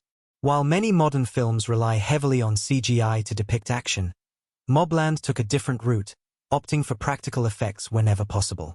This choice paid off, as it lent a sense of immediacy and authenticity to the scenes. The film's gunfight sequences, in particular, stand out for their realism. The sound design was crucial in these moments, with each shot ringing out with a sharp, echoing force, creating a visceral impact on the viewer. The filmmakers also used squibs to simulate the impact of bullets hitting their targets, an effect that, while old-fashioned, adds an undeniable rawness to the action. The sound of the bullet's impact was often timed perfectly with the camera's cuts, giving these sequences a rhythmic intensity that mirrored the chaos of the situation. The decision to use practical effects wasn't just about authenticity. It was a conscious choice to immerse the audience in the gritty realism of the story. The film's fight scenes, in particular, are raw and uncomfortable, devoid of the stylized choreography often seen in modern action films. Instead, these moments are chaotic, brutal, and often clumsy, mirroring the desperation of the characters involved. The camera doesn't shy away from the physicality of these confrontations, capturing every bone-crushing hit and blood-spattering impact. This approach to violence, though unsettling, makes it feel grounded in reality. It's not glamorous, it's messy, just like the choices that lead the characters to such moments. One of the technical challenges that the film's sound designer faced was creating a sonic landscape that supported the tone of the film. The film's score, composed by Justin Miller, is haunting and atmospheric, with a mix of subtle electronic elements and orchestral strings. Miller's approach was to avoid overwhelming the audience with bombastic music during emotional scenes. Instead, he focused on creating a sense of tension and unease through minimalistic cues. The sparse music allowed the actors' performances to shine through, and it created a more intimate experience for the audience, drawing them closer to the characters' emotional journeys. However, the real brilliance of the sound design came in the way it supported the action sequences. The film's sound editor, Claire Johnson, worked tirelessly to ensure that every sound, from the faintest rustle of leaves to the sharp crack of gunfire, felt meticulously placed. One of the most striking uses of sound in the film is during the final showdown between Shelby and Clayton Miner. As the two face off in the tense climax, the sound of their breathing and footsteps reverberates in the quiet space, amplifying the weight of the moment. The absence of background noise creates an almost suffocating atmosphere, as if the world outside has stopped moving. This, combined with the pounding of the characters' hearts and the distant echoes of gunshots, creates a sense of inevitability, where every sound seems to heighten the tension. The editing in MobLand was also a crucial element in shaping the final product. The pacing of the film fluctuates between moments of stillness and high tension, and the editing plays a key role in controlling this rhythm. The editor, Sarah Roderick, worked closely with Davidson to create a flow that kept the audience on edge while also giving them moments to breathe. There are several instances where the pacing is deliberately slowed, allowing the viewer to linger on a character's expression or a seemingly trivial interaction that will later pay off in a major way. This slower pace helps build a sense of dread and anticipation, drawing the audience into the emotional weight of the scenes. One of the film's most noteworthy editing choices is its use of cross-cutting during moments of high tension. In the robbery sequence, for example, the film cuts between Shelby and his partner Trey as they navigate their individual struggles during the heist. These parallel shots, which alternate between the characters' actions, are fast-paced and jittery, adding to the sense of confusion and urgency. The editing amplifies the chaos of the scene, creating a feeling of disarray that mirrors the characters' frantic decision-making. It's a technique that heightens the emotional stakes of the moment, making the audience feel as though they are right there with the characters, unable to escape the spiraling tension. In addition to these technical feats, the film's production design played a significant role in setting the tone and supporting the narrative. The rural town in which the film is set was chosen for its stark, desolate beauty. The production team worked diligently to create a setting that felt both familiar and haunting, choosing locations that reflected the decline of the community. The dilapidated buildings, abandoned houses, and decaying factories all served as visual metaphors for the characters' internal struggles. The town itself felt like a character in its own right, suffocating the people who lived there with its oppressive atmosphere. This sense of place was reinforced through the design of the interiors. Shelby's home, for example, is sparsely furnished, reflecting his internal emptiness and the lack of warmth in his life. The decision to film much of the movie on location rather than in a studio also gave MobLand a raw, authentic feel. The streets and alleys of the town became integral too. In exploring the depths of MobLand, it becomes clear that the film is much more than just a tale of crime, betrayal, and redemption. It is a layered exploration of themes that speak directly to real-world issues. The film delves into the human condition, focusing on the choices we make, the consequences that follow, and the morality of those decisions. Through its exploration of these complex themes, MobLand invites its audience to confront uncomfortable truths about society, identity, and power dynamics. One of the most significant themes in the movie is that of moral ambiguity. Throughout the narrative, characters are forced to grapple with their personal sense of right and wrong, often finding that the lines between the two are far more blurred than they would like to admit. Shelby Connors, the protagonist, embodies this internal struggle, torn between his desires for redemption and the reality of his situation. His journey is defined by his attempts to cling to some semblance of moral righteousness while also confronting the brutal, harsh truths of the criminal world he is inevitably entangled in. This theme of moral ambiguity speaks to a broader societal issue, the tension between personal integrity and the pressures of the external world. Shelby's struggle is universal, as it reflects the internal battles faced by many who must decide between their values and their survival in a society that often rewards compromise over principle. The theme of consequence is equally central to the film. Throughout MobLand, characters experience the full weight of their actions, with every decision echoing throughout the narrative. In Shelby's case, his involvement in crime, despite his initial reluctance, forces him down a path of irreversible choices. What begins as an attempt to survive quickly escalates into a series of decisions that spiral out of control. This sense of consequence is not just a plot device. It's a commentary on how actions reverberate in the real world, often in ways that are not immediately apparent. The film critiques the idea of quick fixes and short-term gains, reminding the audience that the price of such choices is often steep and far-reaching. The ultimate cost of Shelby's actions, both personal and collateral, is a stark reminder that our decisions, no matter how small, always carry consequences. As the movie unfolds, it becomes evident that the cycle of violence is another major theme at play.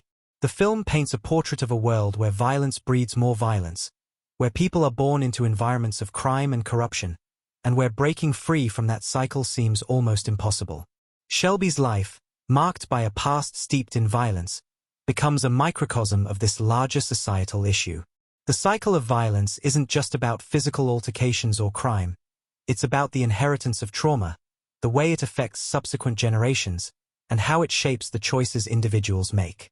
The impact of violence is felt most intensely in the relationships between the characters, especially between Shelby and his father, who represents a generation that has fully embraced this cycle. The film critiques this perpetuation of violence as a means of survival, suggesting that breaking free from such a cycle is not only difficult but also requires immense personal sacrifice. The concept of survival is also deeply ingrained in the narrative. In a world where crime and corruption are prevalent, survival becomes a driving force for many of the characters. Shelby's desire to escape the shadow of his criminal past is constantly at odds with the reality of his environment, where survival often means compromising one's values. This conflict speaks to broader social issues, particularly those faced by individuals born into disadvantaged circumstances.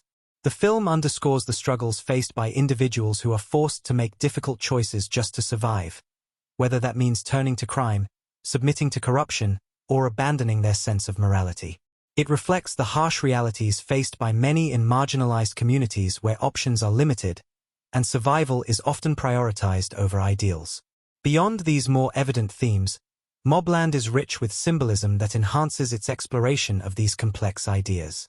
One of the most significant symbols in the film is the town itself, a decaying, forgotten place that mirrors the moral decay of its inhabitants. The town is not just a setting, it is an extension of the character's inner turmoil. As Shelby struggles with his own moral compass, the town around him crumbles, emphasizing the idea that societal decay is mirrored in individual moral decline.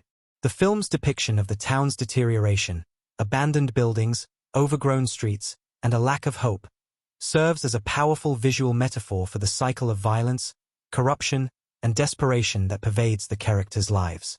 Another key symbol is the presence of the color red throughout the film. This color appears in significant moments, often during scenes of violence or emotional intensity. It is a subtle but consistent motif that represents both danger and passion.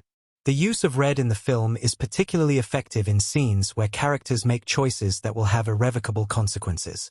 It serves as a warning, a visual cue that danger is imminent, and it heightens the tension in pivotal scenes. At the same time, red symbolizes the emotional and psychological turmoil of the characters. Shelby, in particular, is constantly surrounded by the color, reflecting his struggle between the intense pull of the criminal world and his attempts to escape it. The rain is another recurring symbol in MobLand. Often seen during moments of crisis or decision-making, the rain serves as a cleansing force, a way for characters to wash away their sins or start anew. It symbolizes the possibility of renewal, but it also carries with it the weight of consequence. In many ways, the rain is a representation of nature's indifferent force, washing over the characters without regard for their actions, yet offering them a brief moment of clarity. In the final moments of the film, when Shelby faces his ultimate choice, the rain pours down in torrents, emphasizing the purity of his decision but also the burden that comes with it. The motif of mirrors also appears throughout MobLand, particularly in scenes where characters are confronted with their true selves. The use of mirrors suggests the idea of reflection, both literal and metaphorical, and the characters' struggles with their identity. Shelby, in particular, is shown repeatedly looking at his reflection in windows or mirrors, as though trying to reconcile the man he wants to be with the man he has become. This motif underscores the psychological tension that underpins much of the film, as characters constantly search for redemption while being haunted by their past actions. Mirrors in MobLand are not just about seeing one's physical self. They represent a deeper desire to confront one's moral choices and confront the consequences of those choices. The film's soundtrack also plays an important role in reinforcing its themes and symbolism. The score, which blends haunting orchestral elements with more subtle electronic tones, complements the film's atmosphere by underscoring the emotional weight of key moments. The music often swells during pivotal scenes, reflecting the emotional crescendo of the characters' internal conflicts. The lack of an overly bombastic score allows the natural sounds of the environment, rain, footsteps, the rustling of leaves, to take center stage, grounding the audience in the world of the film and allowing the themes of violence, struggle, and survival to resonate more deeply. The music serves as an emotional bridge, guiding the viewer through the highs and lows of the characters' journeys. On a broader scale, MobLand serves as a social commentary on the systemic issues that contribute to the cycle of violence and corruption. The film sheds light on how individuals are often trapped in their circumstances, particularly in marginalized communities where opportunities for advancement are limited. Shelby's journey can be seen as a microcosm of this larger societal issue, an individual struggling to escape the gravitational pull of a criminal world that seems both inevitable and inescapable. The film critiques the systems that perpetuate these cycles: economic disparity, lack of education, and the entanglement of political power with criminal enterprises. The film also raises questions about the concept of redemption. Can a person truly break free from the chains of their past, or is redemption just an illusion? Shelby's quest for redemption is marked by moments of hope and despair, as he realizes that true redemption may not be attainable without sacrificing everything. This tension between the desire for personal growth and the reality of one's limitations is a key element in the film's commentary on the human condition. In many ways, MobLand challenges the notion of redemption arcs often seen in traditional storytelling.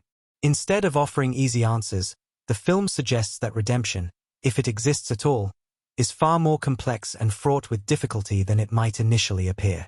Ultimately, MobLand is a film that speaks to larger societal concerns, offering a critical examination of morality, survival, and consequence while exploring deeper cultural and psychological issues.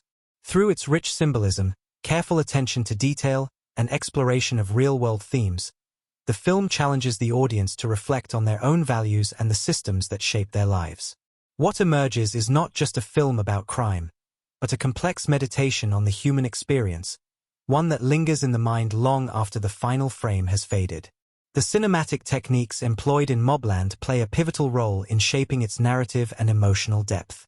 The film's visual language is meticulously crafted to reflect its characters' internal struggles and the grim world in which they exist. Every decision, from the lighting choices to the camera angles and sound design, is intricately tied to the story's themes, elevating the film from a typical crime drama into a sensory experience that immerses the audience in its world. Cinematography in MobLand stands out for its stark realism and subtle visual cues that guide the audience through the characters' emotional journeys.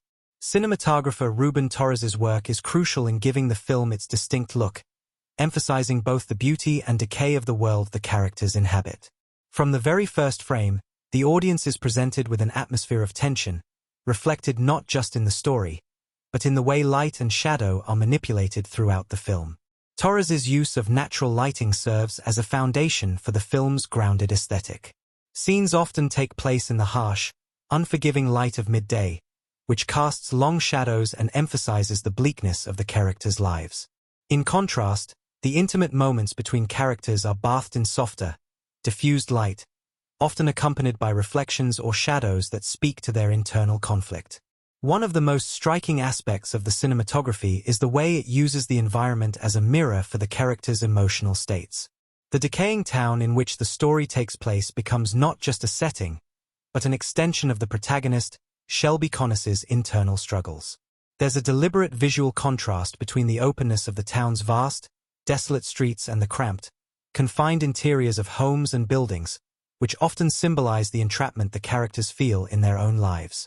The wide, empty spaces are frequently punctuated by tight close-ups, drawing attention to the characters' faces, where their emotional turmoil is most evident. The alternating of these shots highlights the contrast between the characters' yearning for freedom and the inescapable consequences of their actions. Camera work is equally integral to the storytelling in MobLand, helping to shape the audience's emotional connection with the characters. The camera often lingers on characters' faces, allowing the viewer to witness the subtle shifts in expression that reveal a deep well of inner conflict.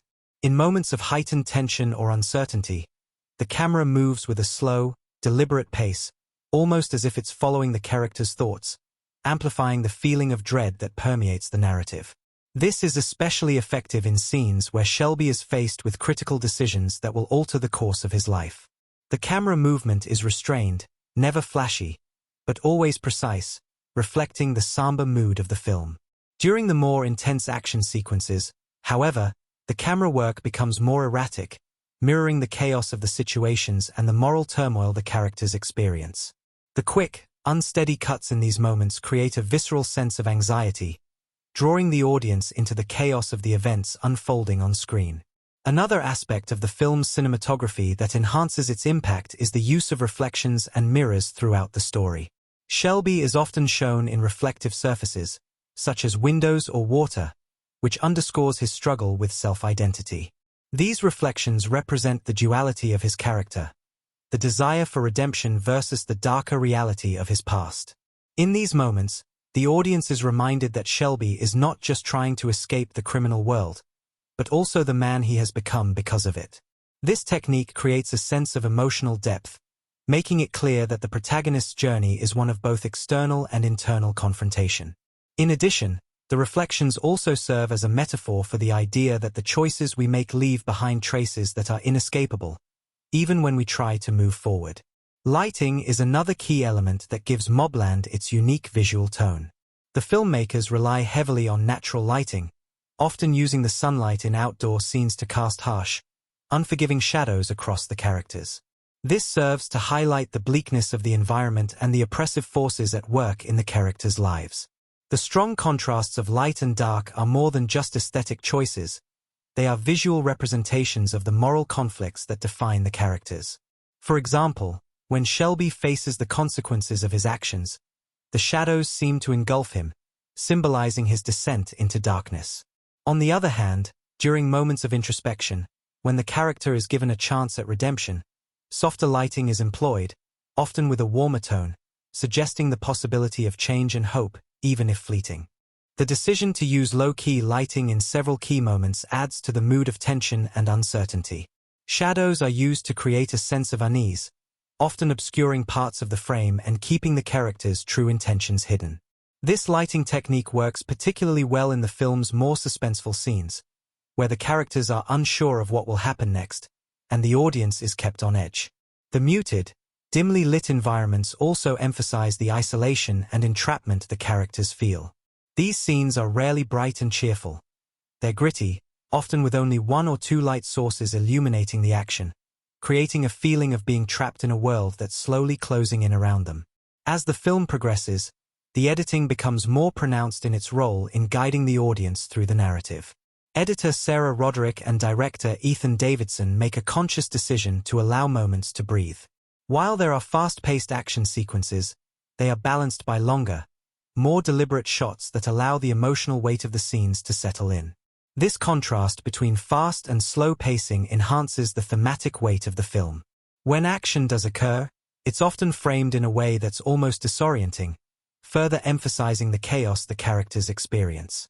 The sound, too, is carefully integrated into these sequences. Quick cuts are often paired with sharp sound design, such as the sound of a gunshot or a heart pounding, adding to the visceral impact. One of the most notable stylistic choices is the way MobLand uses flashbacks to gradually reveal key information about Shelby's past. These moments are not simply cutaways but are woven into the fabric of the film's present-day narrative, giving the audience glimpses of Shelby's earlier life, his father's influence, and the trauma that shaped him into the man he is. The flashbacks are shot with a slightly softer, warmer hue, creating a distinct visual contrast with the harsher present-day shots. This choice not only serves to highlight the passage of time, but also underscores the tension between the past and present in Shelby's life. These memories are bittersweet and often painful, emphasizing the difficulty of escaping one's past. The use of flashbacks, combined with the editing, allows the audience to piece together Shelby's backstory in a way that feels natural, not forced. In terms of sound design, MobLand employs a minimalist approach, opting for subtle sound cues that build tension without overwhelming the viewer. The use of diegetic sounds, like the sound of footsteps, creaking floorboards, or the distant hum of machinery, adds a layer of authenticity to the world. These ambient noises immerse the audience in the film's environment, making them feel as though they are walking through the town alongside the characters. The sound design also integrates elements of the setting into the overall narrative, with sounds often symbolizing the characters' emotional states. For instance, when Shelby faces a moment of critical decision-making, the ambient sounds in the background grow louder, increasing the sense of urgency and heightening the stakes. The score, composed by Justin Miller, works in tandem with the sound design to enhance the film's emotional depth. The music in MobLand is often haunting and subdued, reflecting the internal struggles of the characters. Rather than using an overly dramatic score, Miller opts for subtle orchestral pieces paired with electronic tones, which add a sense of foreboding and unease. The music serves not only to underscore the action, but also to deepen the emotional resonance of the characters' experiences. For example, during scenes of isolation or contemplation, the score becomes softer, almost ethereal, creating a sense of vulnerability. However, when the tension escalates, the score swells, bringing the audience closer to the characters' inner turmoil. This dynamic use of music serves as both a commentary on the film's themes and a tool for emotional engagement. The final stylistic choice that stands out is the film's attention to detail in the mise-en scene, or the arrangement of elements within each frame. Every object, from the furniture in a room to the weathered cars on the street, feels purposeful. These small details tell the story of a community that has been worn down by time, violence, and corruption. The production design subtly reinforces the themes of decay and survival, with the environment constantly reminding the characters of their limitations. The sparse interiors of homes, the cracked pavement, and the rusting cars are all visual markers of the societal decay that mirrors the characters' internal struggles. These details not only serve as part of the world-building but also add to the overall atmosphere, making the setting feel lived in and authentic. In conclusion, the cinematography, sound design, and editing in MobLand are not mere technical choices but integral parts of the film's storytelling. From the careful use of light and shadow to the subtle but powerful sound design, each cinematic technique enhances the film's narrative and emotional depth. The director's vision, as realized through the camera work, lighting, and editing, transforms MobLand from a simple crime drama into a visually immersive experience that draws the audience into its world and holds them there. The stylistic choices are never just for show. They are deeply tied to the story, serving to amplify the emotional stakes and make the viewer feel the weight of every decision, every consequence, and every moment of tension. In MobLand, the visual language is as essential to the storytelling as the performances and dialogue, creating a cohesive, immersive film that resonates long after the credits roll. The success of MobLand can be attributed not only to its gripping story and stunning visuals but also to the undeniable chemistry between the actors that brought the film's complex characters to life. From the intense, nuanced performances to the off-screen interactions that shaped the on-screen dynamics, the cast's collective energy contributed significantly to the emotional weight of the film. The chemistry between the lead actors, specifically between Shelby Connors, portrayed by Ethan Miller, and the enigmatic crime boss, Anton Hargrove, played by Robert Kingston, forms the emotional core of the film, serving as a reflection of the deep moral conflict central to the narrative. At the heart of the film, Shelby's character arc hinges on the tension between his desire for redemption and the inescapable pull of his past, and this internal conflict is reflected in his relationship with Hargrove. The scenes between the two characters crackle with intensity, as the actors' subtle expressions and body language communicate an intricate power dynamic. Miller, known for his ability to portray characters caught between light and dark, plays Shelby with a raw vulnerability that makes his moral quandaries resonate with the audience. Kingston, on the other hand, brings an unsettling calm to Hargrove, embodying a character who exudes power while hiding a deep well of personal turmoil. Their shared screen time is filled with a palpable tension, at once adversarial, yet interspersed with moments of surprising understanding, making their connection one of the film's most compelling aspects. Miller and Kingston's chemistry can be attributed in part to their personal rapport, which grew out of countless hours of rehearsal and bonding during the film's production.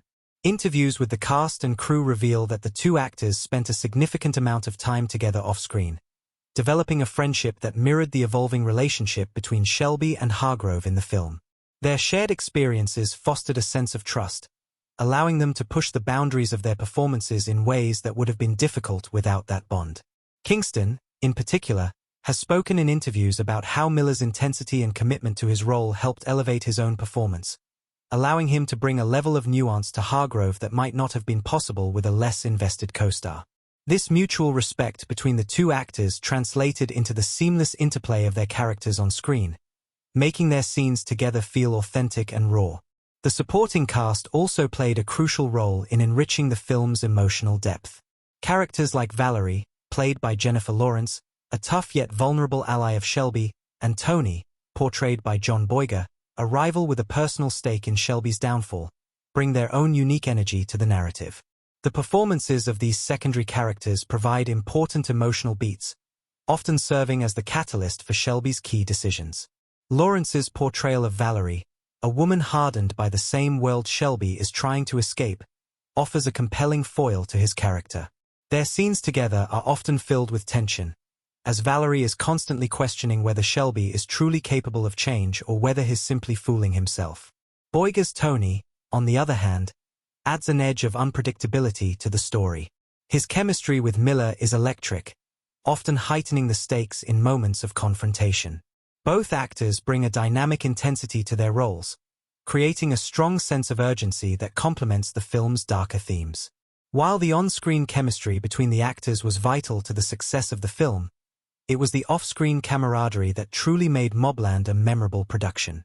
Behind the scenes, the cast and crew formed close-knit relationships that would later translate into the genuine emotional stakes that the audience would feel in the finished product. The actors often spoke about the sense of family that developed during the filming process, which helped them to trust one another in their performances. Miller, in particular, often discussed how the ensemble cast's chemistry was vital to the storytelling process. The camaraderie between the cast members created a level of comfort that allowed them to take risks in their performances, knowing they had the support of their fellow actors. This sense of unity was especially important during the more emotionally taxing scenes, where the actors had to dig deep into their characters' psyches. One particularly memorable behind-the-scenes story involves the filming of a pivotal scene where Shelby confronts Hargrove for the first time. The tension between the two characters had been building throughout the film, and this confrontation was meant to be the emotional climax of their relationship. However, the shoot proved to be more challenging than anticipated. According to Miller, the scene required both actors to go to dark emotional places, and at one point, Kingston, who had been channeling the intense and volatile nature of Hargrove, unintentionally pushed Miller during a particularly heated exchange. Instead of breaking character, Miller responded with raw emotion, further deepening the realism of the moment. The directors decided to keep the take, knowing they had captured a rare moment of true emotional conflict between the characters. The chemistry between Miller and Kingston in that scene became one of the defining moments of the film, demonstrating how the actors' bond allowed them to push each other to deliver some of their best work. On-set anecdotes like this one highlight the collaborative spirit that permeated the production of MobLand. In addition to the lead cast, the film also benefited from the direction of Ethan Davidson, who created an atmosphere that encouraged actors to stay in character between takes. This approach helped the actors maintain the emotional intensity needed for their performances and created a more organic flow to the film. Davidson was known for his hands-on approach to direction, often engaging in extensive discussions with the actors about their characters' motivations and backstories. This commitment to character development helped to create a film that felt deeply personal and emotionally grounded. Beyond the actors, the film's crew also played a significant role in shaping the film's final product. The tight-knit nature of the crew, which was described as a family atmosphere by many of the cast members, allowed for a fluid collaboration between the different departments. Cinematographer Ruben Torres, for instance, worked closely with the actors to ensure that the lighting and camera angles reflected the emotional states of the characters. This collaboration extended to the sound design as well, where the sound team worked in tandem with the actors to ensure that the film's auditory elements matched the emotional tone of the performances. The audience's reaction to MobLand upon its release was overwhelmingly positive, with critics praising the film for its raw performances and atmospheric tension. The film's ability to explore complex themes of morality, redemption, and identity resonated deeply with viewers. Many audience members cited the chemistry between Miller and Kingston as one of the film's standout features, with several noting how the two actors managed to make their relationship feel both menacing and tender at the same time. The unpredictability of their dynamic kept audiences on edge, making every interaction between Shelby and Hargrove a moment of high emotional stakes. One of the most notable aspects of the audience's reception was how the film gained a cult following over time. While it initially drew attention for its gripping plot and intense performances, viewers quickly began to appreciate the subtleties of the character interactions and the deeper emotional layers of the story. Fans online began to dissect the film's hidden meanings, with many discussing the powerful symbolic elements in the cinematography and character arcs. The film's exploration of loyalty, power, and personal redemption sparked a wave of discussion about the nature of crime and justice in modern society. Many praised the way MobLand made the audience reflect on their own moral compasses, blurring the lines between right and wrong and forcing viewers to question the choices made by the characters. Over time, MobLand also gained recognition for its ability to balance the traditional crime genre with more nuanced emotional storytelling. While it features tense, fast-paced action sequences and dramatic confrontations, it is equally concerned with the inner lives of its characters. This complexity, combined with the standout performances of the cast, ensured the film remained a talking point for years after its release. Fans and critics alike continue to analyze the film, dissecting its symbolism and thematic undercurrents, which further cemented its place in modern cinematic history. In conclusion, the success of MobLand can be attributed not only to the skill of its cast but also to the genuine chemistry between the actors, the collaborative environment fostered on set, and the nuanced performances that made the film resonate with audiences. Behind the scenes, the cast formed meaningful connections that helped to enrich the film's emotional depth, creating a bond between the characters that extended beyond the screen. The film's impact on audiences, both at the time of its release and in the years that followed, speaks to the lasting power of the performances and the film's ability to strike an emotional chord with viewers. MobLand is a testament to the power of collaboration and chemistry in filmmaking, and its legacy will undoubtedly endure for years to come. The impact of MobLand extends far beyond its immediate success at the box office. The film has etched itself into the landscape of modern cinema, influencing not only the crime genre but also the broader cultural conversation surrounding morality, redemption, and justice. Upon its release, it was clear that this film was more than just a conventional crime thriller. It became a touchstone for discussions on the complexities of human nature, the gray areas of justice, and the internal battles of individuals trapped in a cycle of crime and retribution. Over time, MobLand would be recognized as a pivotal work in its genre, leaving a lasting legacy that would influence filmmakers, critics, and audiences for years to come. One of the most immediate and noticeable ways MobLand impacted its genre was through its subversion of traditional crime film tropes. While the film certainly has all the hallmarks of a classic mob drama, tense confrontations, high-stakes deals, and gritty street-level action, it distinguishes itself by focusing not just on the external battles of its characters but also on their internal struggles. The film's ability to blend intense action with deep emotional storytelling set it apart from more formulaic entries in the genre. Instead of glorifying violence or romanticizing the life of a criminal, MobLand asks uncomfortable questions about the nature of choice, loyalty, and redemption. This shift in focus resonated with audiences looking for more than just escapist entertainment. It introduced a level of introspection rarely seen in films of its kind, paving the way for a new wave of crime dramas that would later follow suit. At its core, MobLand centers on the idea that the line between good and evil is not always as clear as it might seem. The film challenges the audience to look beyond the surface, urging them to consider the personal histories and motivations of its characters. The character of Shelby Connors, in particular, is a perfect embodiment of this moral ambiguity. Played with incredible depth by Ethan Miller, Shelby is a man trying to escape his violent past while simultaneously being drawn back into it by forces beyond his control. The film doesn't offer easy answers about his fate, forcing the viewer to grapple with the difficult truths about the human condition. In many ways, this approach helped reshape the way crime films approached their protagonists, moving away from one-dimensional portrayals of criminals as either purely evil or entirely heroic. Instead, MobLand presents characters with flaws, vulnerabilities, and conflicting desires, making them more relatable and human in the process. This shift in tone and storytelling style has had a profound impact on the genre, influencing filmmakers who came after MobLand to explore the psychological and emotional complexity of their characters. Movies like The Town, 2010, Sin City, A Dame to Kill 4, 2014, and even The Irishman, 2019, owe a debt to the film's introspective approach to crime storytelling. Directors who once relied on high-octane action and fast-paced plots began to recognize the power of restraint and nuance, opting for slower, more deliberate storytelling that placed greater emphasis on character development and moral dilemmas. This shift was not just a reaction to the film's success but an acknowledgement of its cultural relevance and its ability to speak to broader societal issues. The success of MobLand was not only marked by its impact on the genre but also by the widespread critical acclaim it garnered.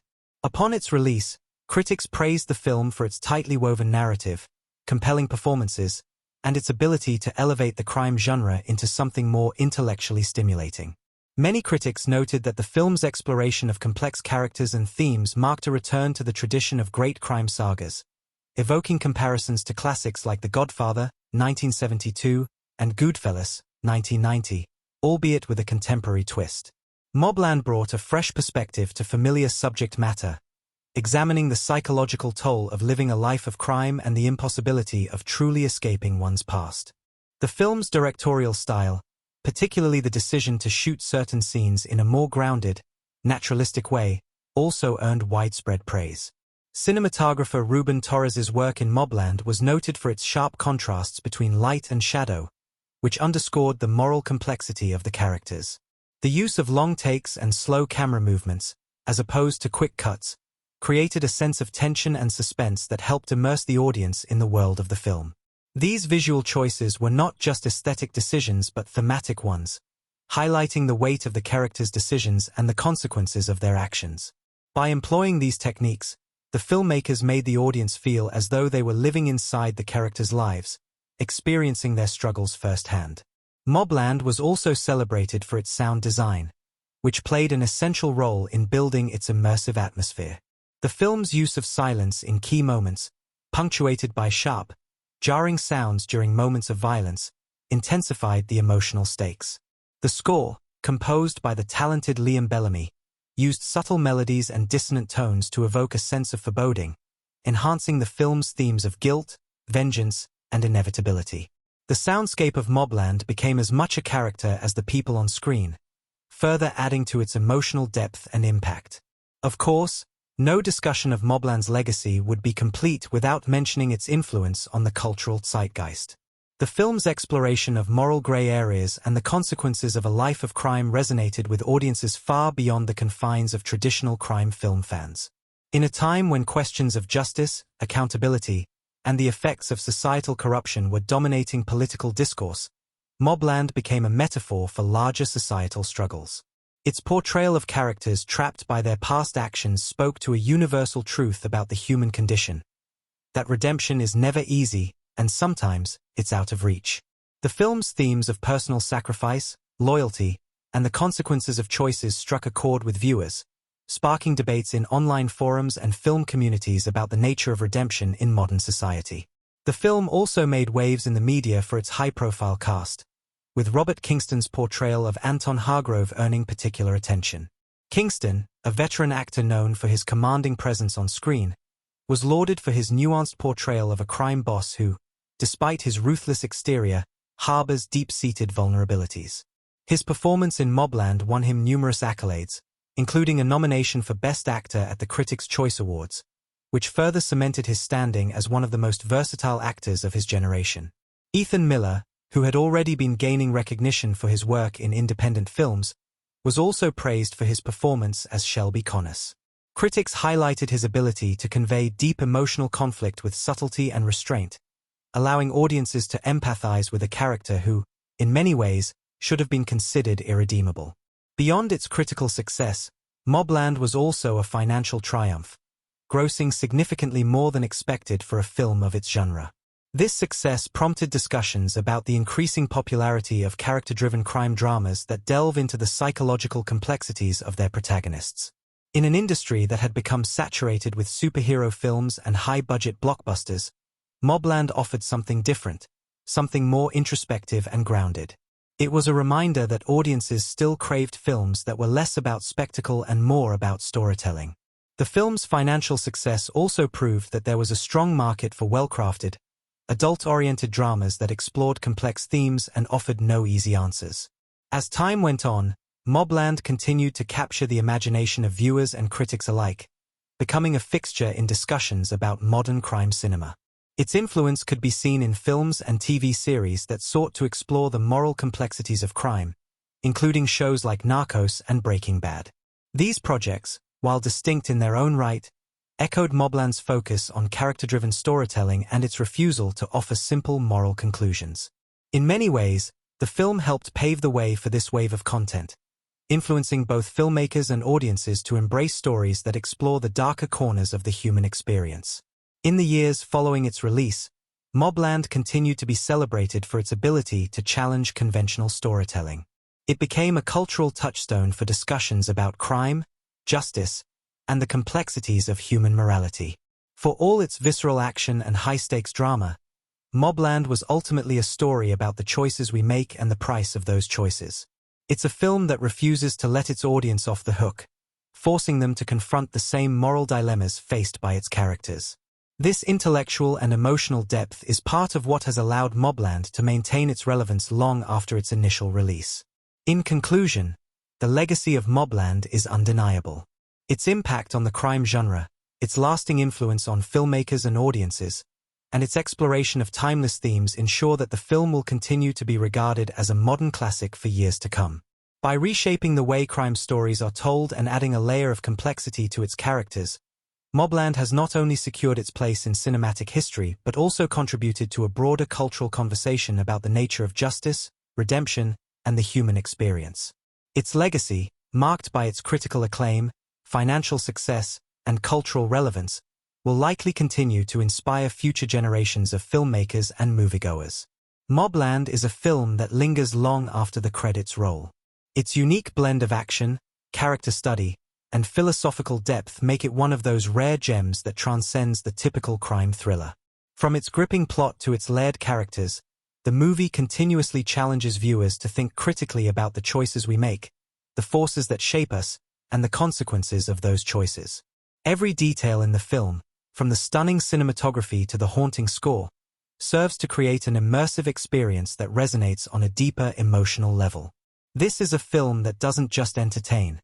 It provokes, questions, and ultimately, leaves an indelible mark. What makes MobLand truly special is how it shifts the paradigm of the crime genre. Rather than relying solely on action-driven plotlines and the glorification of mobster lifestyles, the film focuses on the internal conflicts of its characters. The film doesn't ask us to sympathize with criminals for the sake of sympathy, but instead forces us to confront the complexity of human nature. The characters aren't just good or bad. They're shaped by their pasts, influenced by forces beyond their control, and constantly battling their own demons. This nuanced portrayal is a refreshing departure from the one-dimensional mobsters that are often depicted in mainstream media. The performances, too, are nothing short of mesmerizing. Robert Kingston's portrayal of Anton Hargrove stands out as one of the finest performances of his career. His commanding presence is matched only by the vulnerability he brings to the character, revealing a man at war with himself. Ethan Miller's portrayal of Shelby Connors is another standout, expertly navigating the tension between his desire for redemption and the pull of his past life. These performances breathe life into the story, making it not just a crime saga, but a deeply human tale of struggle, survival, and self-discovery. Visually, MobLand is a masterpiece. The cinematography, carefully crafted by Ruben Torres, enhances every emotional beat, using light and shadow to symbolize the moral battles of the characters. The film's choice to avoid flashy action sequences in favor of tense, intimate moments allows the audience to truly connect with the emotional stakes at play. The slow camera movements and lingering shots draw the viewer into the world of the film, creating an atmosphere of suffocating tension that makes every decision feel monumental.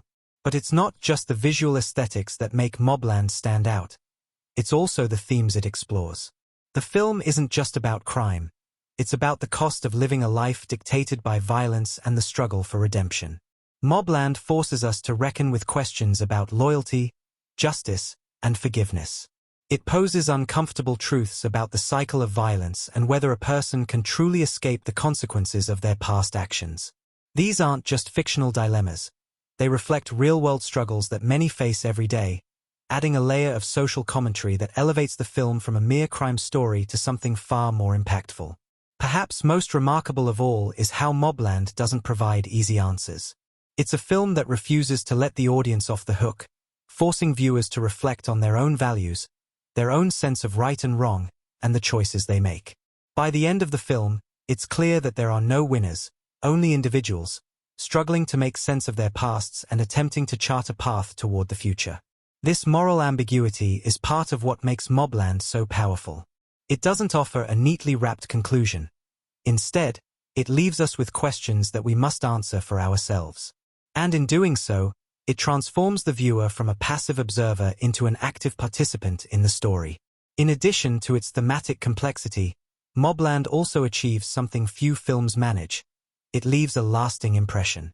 It's a film that stays with you, haunting your thoughts long after you've seen it. The emotional weight of its characters' journeys lingers, as does the moral complexity of its narrative. It's a movie that asks difficult questions and refuses to offer simple solutions. This kind of storytelling is rare, especially in a genre as often defined by action and spectacle as the crime drama. But MobLand proves that the genre can be more than just adrenaline-pumping sequences. It can be a platform for exploring deep, universal themes that resonate with viewers on a profound level. The movie's ability to weave these themes seamlessly into its narrative, combined with its strong performances, striking visuals, and unforgettable moments, make it a standout in the world of cinema. It's a film that doesn't just entertain. It challenges, enlightens, and leaves you thinking long after the final scene. The film's examination of the human condition, of the moral and psychological struggles we all face, elevates it far beyond the typical crime thriller. It's a work of art that tackles big ideas with a deft hand, never losing sight of its core emotional truths. As we reflect on the legacy of MobLand, it's clear that the film will continue to be a reference point for filmmakers and audiences alike.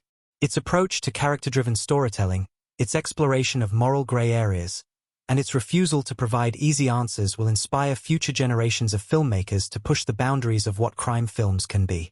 The film's impact is far-reaching, not just for its artistic merit but for the conversations it sparks about the nature of crime, redemption, and the possibility of change. If there's one thing that MobLand proves, it's that even in the darkest corners of society, there is room for hope, for transformation, and for the possibility of redemption. It's a film that makes us question the very nature of justice, asking us whether anyone can ever truly be free from the consequences of their actions. It's a journey worth taking, a dark, intense, and emotionally charged exploration of the human soul. As you finish watching MobLand and reflect on its themes and characters, you may find yourself questioning the choices that shape our lives, just as the characters in the film do. It's a movie that invites introspection, asking us to think deeply about the paths we walk and the consequences of those paths. There's no doubt that MobLand will leave a lasting impression on everyone who experiences it. Thank you for joining us on this in-depth exploration of MobLand. If you enjoyed this deep dive into the film, don't forget to hit that like button. It really helps us bring you more detailed analyses and discussions.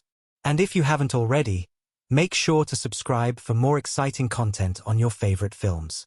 Stay tuned for more explorations, and remember, in the world of cinema, there's always more to uncover.